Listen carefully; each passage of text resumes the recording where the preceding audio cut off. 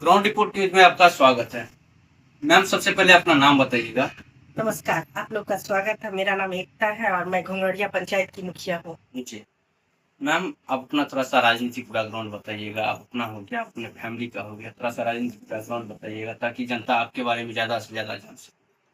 मेरा family background तो खास करके पॉलिटिकल ये सभी को पता है कि मेरे दादाजी ग्रामीण विकास मंत्री श्री विनायक प्रसाद यादव जी थे, जी जो हमेशा कोरोना के लिए और दबे कुचले लोगों के लिए आवाज उठाते आए हैं। समाजवादी नेता थे। जी मेरे पिताजी भी राजनीति में थे, 2 बार लगातार जिला अध्यक्ष रहे राजद से। जी मेरा छोटा भाई है विवेक यादव, वो भी छात्र राजद अध्यक्ष और अभी भी जी वो काम कर ही रहा है, पॉलिटिक्स में है। पिपरा विधानसभा से निर्दलीय उम्मीदवार भी था जी और अभी हम एक बार चुनाव लड़े तो वहां पे हार गए, लेकिन दोबारा फिर संघर्षरत रहे तो हम फिर मुखिया बन गए। जी मतलब आप पंचायती चुनाव पिछले 10 साल से लड़ रहे हैं। जी, पंचायती चुनाव।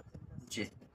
और मैडम, जैसे मान के चलिए ये 21 से 26 का सेशन है, इसमें मान लीजिए मुखिया के पद पे आप हैं, तो आपके पंचायत में 4 साल बीत गया, 5वां साल मान लीजिए बीतने को जा रहा है। तो इस टाइम पीरियड में आपके द्वारा क्या क्या कार्य हुआ है, थोड़ा सा कुछ कार्य जो है हाईलाइटेड थोड़ा सा गिनवा दीजिए ताकि जनता को जो है पता चल सके। जब से पंचायती चुनाव हुआ है, खास करके पंचायत में मेरे ख्याल से तो कोई कार्य ही नहीं हुआ था।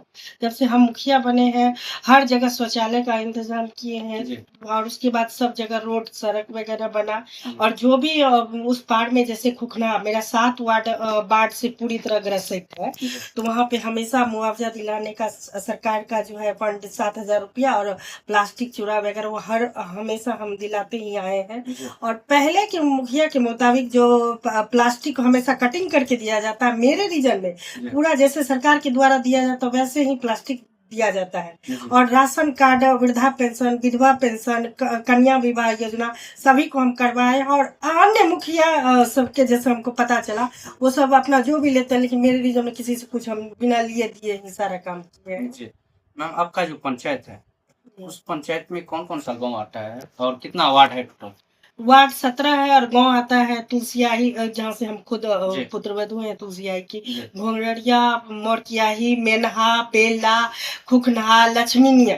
जी मतलब टोटल 7 गांव लगभग आता है। हाँ, 17 वार्ड है, 7 गांव है। जी। और मैम, जैसे कि आप सरकारी योजना के बारे में बात किए, तो जैसे प्रधानमंत्री आवास योजना हो गई, तो आपके पंचायत में कितना मेंबर ऐसा है जिसको मान लीजिए मिल गया है और कितना आदमी ऐसा है जो जिसको मिलना चाहिए जेन्युइन है उसको नहीं मिला है? अभी हाल ही लगभग में डाटा।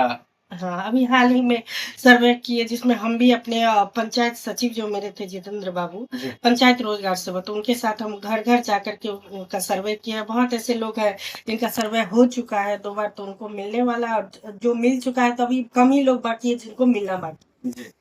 और मैम, आप तो मान लीजिए कि आपका राजनीतिक बैकग्राउंड अच्छा है, ठीक है, और बहुत सारे पंचायत में जो है इस तरह का भ्रष्टाचार का आरोप लगता है। जी। जैसे प्रधानमंत्री आवास योजना हो गया, तो इसके ऊपर जिसको ऑलरेडी मिला हुआ रहता है, जो सरकारी पद पे रहता है, ठीक है, तो वो सब मान लीजिए फिर भी पगार लगा करके जो है वो सब ले लेता है, जो गरीब गुरबा रहता है उस सबको नहीं मिलता है। तो इसके बारे में क्या कहना है मैम, और आपके पंचायत का क्या है? मेरे पंचायत मरौना प्रखंड में नंबर 1 पर है और तमाम मुखिया के बारे में पता करिए। रोजगार सेवक के साथ मिलकर सर्वे में भी 1-1 हजार रुपया, 3-3 हजार रुपया जी घूस लिया गया, लेकिन सिर्फ घोंगड़िया पंचायत में जी मेरे रहते हुए ना पंचायत रोजगार सेवक जितेंद्र कुमार है, जी वो ना घूस लिए, ना ही हम खुद को इस चीज से बचाते आए हैं। जी और मेरा पहला प्राथमिकता रहता है दबे कुचले लोगों के लिए आवाज उठाना, उन महिलाओं के लिए जो महिला अभी तक घर तक ही सीमित है। लेकिन मेरे पंचायत की मुखिया होने के नाते बहुत सारी महिलाएं मेरे पास डायरेक्ट काम के लिए आती है, जो कभी आज तक नहीं निकली थी। तो इसलिए हम हमेशा अपने पंचायत के हित में ही काम किए हैं और कहीं घूस घास या इधर कुछ लेने का कोई यत्न नहीं। आपको ना विश्वास हो तो आप मेरे पंचायत में पता जी कर हम लोग सकते हैं। भ्रमण किए आपकी पंचायत में और हम लोग को जानकारी मिला, और हम लोग बहुत सारे पंचायत में भ्रमण किए हैं, जी। तो उसके हिसाब से मैं आपकी पंचायत का आपके मुंह से जो है मान लीजिए कि सुनने के लिए है।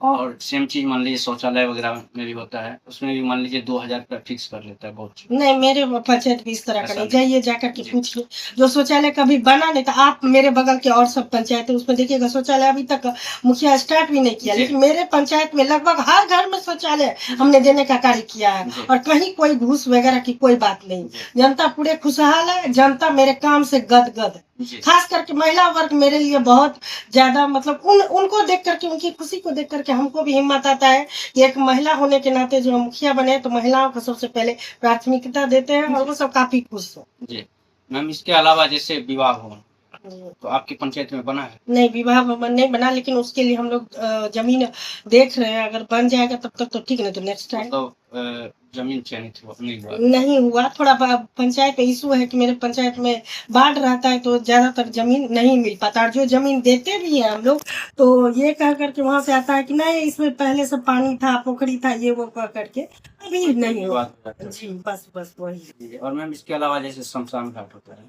जी। तो ये तो ग्रामीण क्षेत्र है तो ऐसे नहीं दिक्कत होना चाहिए, फिर भी मान लीजिए जिसके पास जो गरीब गुरबा रहता है, जिसको जमीन नहीं रहता है तो किसी को प्रॉब्लम आता है, तो इसमें मैम आपकी पंचायत में बना है कुछ ऐसा सुविधा? हाँ, उस पार में बना है, घुटना तरफ बना है, और यहाँ तुलसियाई वगैरह में तो ऐसा कुछ नहीं, सबको अपने आप खेती से परिपूर्ण है तो अपने खेत में ही दाह संस्कार वगैरह सब कर लेते हैं। जी उस पार में बनाए हैं। जी। और मैम इसके अलावा जैसे पंचायत सरकार भवन तो बहुत सारे पंचायत में मान के चलिए बन गया है, कहीं कहीं शुरू हो रहा है, कहीं कहीं प्रोसेसिंग में है, तो आपके पंचायत में मतलब बना है ऑलरेडी या फिर क्या?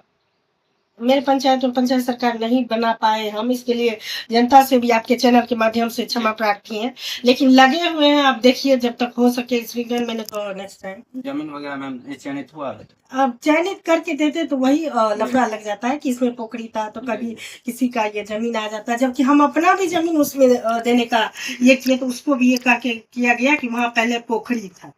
तो ऐसा तो कोई जमीन नहीं है जहाँ कोई पोखरी है। बाढ़ का इलाका है, आप लोग को भी पता है, हम लोग कोसी के मारे हैं। जी ठीक है मैम। इसके अलावा मान लीजिए शिक्षा पे बात करते हैं, आपका पंचायत जो है उसमें +2 विद्यालय बना है?